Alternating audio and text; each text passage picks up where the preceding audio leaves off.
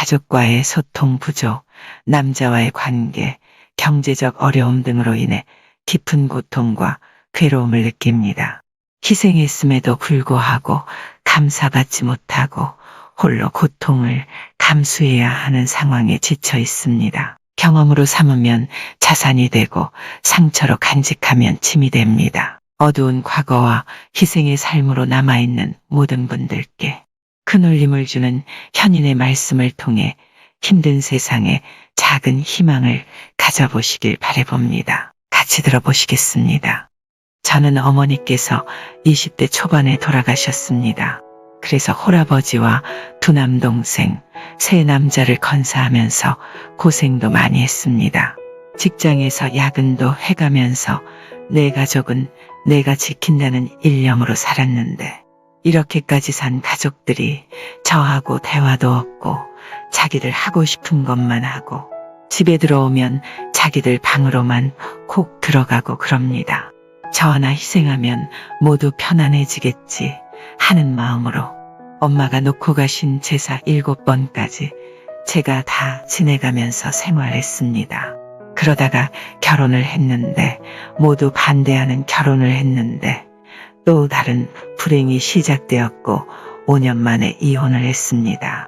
저는 또 아버지를 모시고 제사도 모시고 남동생 둘을 출가도 시키고 또 새로운 남자를 만났는데 이 남자도 경제적으로 무척 힘들고요. 그래서 저의 원래 가족과 이 남자와 어떻게 관계 회복을 할 수 있을지, 어떤 마음으로 살아야 할지 사는 게 곧 수행이다 하면서도 괴롭습니다. 같이 들어보시겠습니다. 내가 얘기하면 자기 기분 나쁠 텐데 괜찮겠어? 자기는 지금 정신병 수준이에요. 정신 차려요. 몇 살이에요? 44입니다. 자녀는 있어요? 없어요? 없습니다. 다행이에요. 그 상태에서 아기 낳으면 아기도 정신이 안 좋아요. 자기 생각이 안 좋아. 25에 어머니 돌아가신 게 뭐 그리 대단한 일이에요. 어머니 돌아가셨으니까 맏딸이 당연히 가족들 돌봐야지. 그게 뭐 그렇게 대단한 일이라고 자랑을 해. 사연자님께서 대단한 일은 아니지만 수고했다는 말 한마디 없고 라고 대답했습니다. 형제간에 수고했다는 말 들으려는 그 생각이 잘못됐지. 자기는 사과 먹을 때 사과야 고맙다 그러고 먹나. 딸기 먹을 때 그러고 먹나. 소고기 먹으면서도 아이고 소야 미안하다 고맙다 그런 소리 안 하잖아. 남이 살코기 먹으면서도 그런 소리 안 하면서 뭐 그런 소리 들으려고 그래. 마찬가지로 아버지 생각에 따른 당연히 그런 일 하는 거고 동생들 생각에 누나는 당연히 그런 거지. 자기 혼자만 내가 고생한다 그러는 거지. 자기 생각이 잘못된 거야. 그래서 정신병 수준이라고 한 거야. 그런 생각을 가지고 있으니까 남자가 나를 배신했고 아버지가 어떻고 제사가 어떻고 그러는 거예요. 음식 만들어 가지고 먹는 건데 그거 제사상에 잠깐 올렸다가 먹는 거잖아. 귀신이 가져가나. 그런데 그거 뭐 대단한 일이라고 그래요. 자기는 착할지는 모르지만 어리석고 저런 여자하고 결혼하면 골치 아파요. 생각 확 바꿔야 돼. 그렇지 않으면 앞으로 계속 그렇게 살게 돼요. 그런 생각이라면 친정하고 딱 끊고 그리고 남자도 재밌게 같이 살다가 싫다고 가면 빠이빠이 하면 되지. 왜 그 사람 욕을 해? 자꾸 만났던 사람 욕하면 그러면 결과적으로 이제 전생 타령하게 돼. 전생에 얼마나 남자와 못된 짓 했으면 남자들이 자꾸 배신하고 가겠어라고. 만나고 헤어지는 건 자연스러운 거예요. 그래서 자기에게 주어지는 삶을 긍정적으로 생각하는 게 행복으로 가는 길이에요. 자기가 뭐 밥을 굶는 것도 아니고 감옥 간 것도 아니고 아무것도 아니잖아. 나는 감옥도 가보고 고문도 당해보고 다양한 경험했어요. 부럽죠?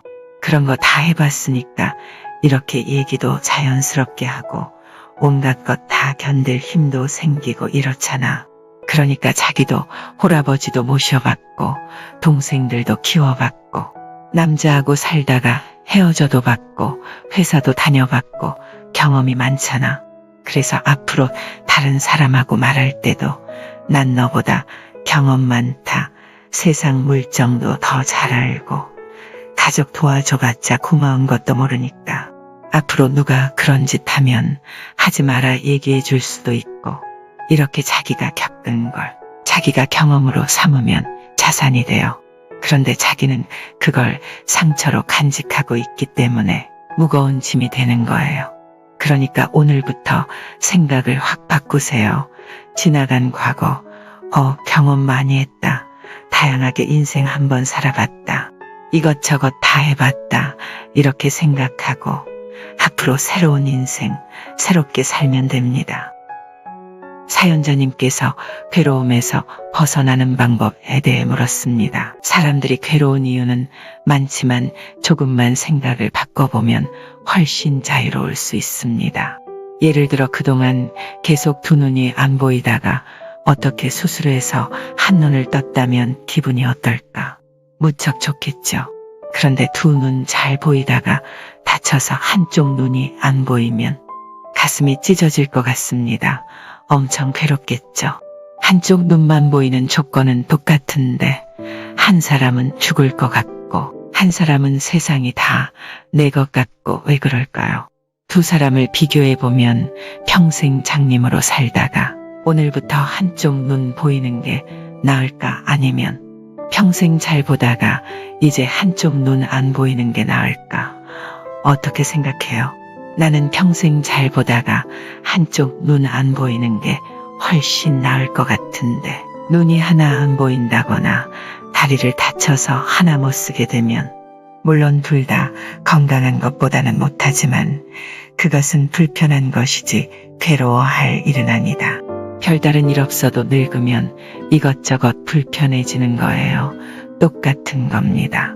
좀 불편할 뿐이지 그게 무슨 대단한 일은 아니다. 이 말입니다. 돈도 마찬가지예요. 내가 아는 사람 중에 재산이 한 300억쯤 되던 분이 있었는데 예전에 주식이 폭락할 때 왕창 망해서 못 견디고 자살을 했어요. 그런데 미국 살던 동생이 형이 사망하니까 뒤처리해 준다고 와서 다 정리를 해보니까 남은 재산이 20억이 되더래요. 300억 가지고 있던 사람은 20억이 인생 끝난 거지만 보통 사람에겐 엄청난 돈입니다. 그래서 괴롭고 말고는 절대적인 액수의 문제가 아닙니다. 여러분이 돈 없어 죽겠다고 하지만 인도 한번 가보세요. 한국 시민권만 가지고 있어도 그냥 부자예요. 복지제도 있어서 노후에 몇십만 원씩 주잖아요. 외국인 노동자들은 한국에 와서 영주권만 받으면 대박입니다. 그런데 여러분은 영주권보다 더 좋은 시민권을 가지고 있는데도 죽겠다고 그러잖아요. 무슨 불법 체류자라고 잡혀갈 일이 있나, 추방당할 일이 있나. 그런데 우리는 현재 가지고 있는 것은 모두 당연한 걸로 치고 더 하려고 하니까 괴로운 거예요. 그리고 결혼도 마찬가지입니다. 여러분이 결혼해서 수십 년 살다가 헤어져서 혼자 사는 거하고 계속 혼자 사는 거하고 누가 더 나을까?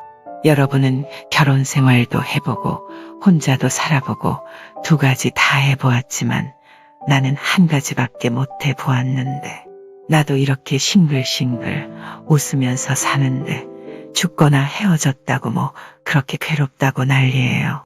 여러분이 보기엔 괴롭다고 하지만 내가 보기엔 아무 일도 안 해요. 이런 이치만 잘 터득해도 인생을 훨씬 더 자유롭게 살 수 있습니다.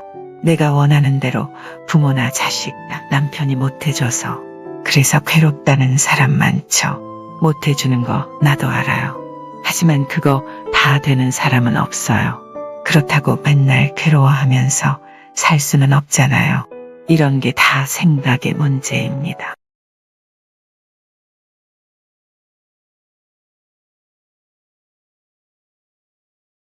지금 행복해요. 그럼 나중에도 행복할 거예요.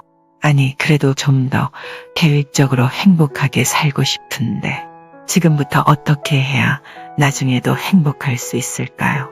내가 앞으로 만일 동안 30년을 하루도 빠지지 않고 매일 108배를 하겠다고 하면 그 30년을 어떻게 할까? 문제 없어요. 아침에 일어나 보고 안 죽었으면 108배 한 번씩만 하면 돼. 저절로 돼요. 그러니까 오늘 행복하면 저절로 죽을 때까지 행복해져요. 항상 오늘만 행복하면 돼요. 그러면 죽을 때까지 행복하고 다음 생에도 행복해요. 계단을 내려가다가 한쪽 다리가 딱 부러지면 아이고 재수없어 스님 법문 듣고 다리 부러졌네 하면 불행한 것이고, 멀쩡한 다리 붙들고 아이고 다행이네 스님 법문 듣고 한쪽 다리만 부러졌네 이렇게 자기를 긍정적으로 보면 늘 행복해요. 그래도 행복한 노후를 위해 어떻게 하라는 책들도 많은데 라고 사연자님께서 대답했습니다. 그것은 한 번도 행복해보지 못한 사람들이 하는 소리야. 그 사람들은 행복하기 위해서 늘 준비만 하다가 한 번도 행복해보지 못하고 죽어요. 준비하지 말고 지금부터 행복해야 해. 행복하기 위해 준비하지 말고 당장 행복해야 해. 오늘 아침에 밥 먹었어요. 그런데 뭐가 걱정이에요? 걱정은 없는데요. 어떻게 해야 나중에 행복할지. 그게 걱정이지 뭐야. 그런 걸 걱정이라고 하는 거예요. 자기는 나중에 자식들한테 의존할 거예요. 이제 시대가 바뀌어서 자식한테 의지 안 하죠. 그래도 부모는 섬겨야 하고 자기는 샌드위치 세대라서 어쩔 수 없어요. 늙어서 자식에게 의지는 못하고 부모는 섬겨야 하고 며느리 시집살이는 못 시켜도 시부모 공양은 잘해야 하고 그래도 좋은 거예요. 양쪽 다 해보니까. 제비도 새끼가 다 자라면 독립시키고 잘들 사는데 사람이 제비 새끼만도 못하나. 그러니까 걱정을 끊어야 해. 그게 공부예요. 오늘 행복해야 해. 오늘 행복하지 못하면 내일 행복할 수 없고 이 생에 행복하지 못하면 설령 내 생이 있다 하여도 행복할 수 없어요. 지금 살면서 늘 불평불만인 사람은 천당에 가도 불평불만 있어요. 그래서 어디를 가도 저절로 행복해지는 건 없어. 자기가 행복해야지. 스님은 어떻게 생각해야 행복할까? 여러분을 보고 아이고 나도 결혼했으면 얼마나 좋을까? 마누라가 해주는 밥 먹으면 얼마나 좋을까? 이런 생각하면 괴로울까? 행복할까? 괴롭겠지. 그런데 여러분은 또 둘이 살면서 아이고 나도 저렇게 스님처럼 혼자 살면 얼마나 좋을까? 아무데나 맘대로 돌아다니고 이런 생각하면 괴로울까? 행복할까? 괴롭겠지. 그러니까 혼자 사는 스님은 용용 야고르지 하면서 나의 자긍심을 가지고 살고 결혼해 사는 여러분은 스님 보고 야고르지 이럴 정도로 재미있게 살아야 해요. 스님이 장가 간 사람 보고 나도 장가나 갈까 이런 생각이 들 정도로 살아야 해요. 그래야 각자 자기 인생을 잘 사는 거예요. 그래서 항상 자기 삶에 만족할 줄 알아야 해요. 아침에 일어나면 일어날 수 있어서 좋고 아침에 밥 먹으면 밥 먹을 수 있어서 좋고 북한만 가도 밥 못 먹는 사람 엄청나게 많다고 하잖아요. 밥 먹는 것만도 고마운 일인 줄 알고 살면서 이렇게 항상 자기 삶을 긍정적으로 보아야 합니다.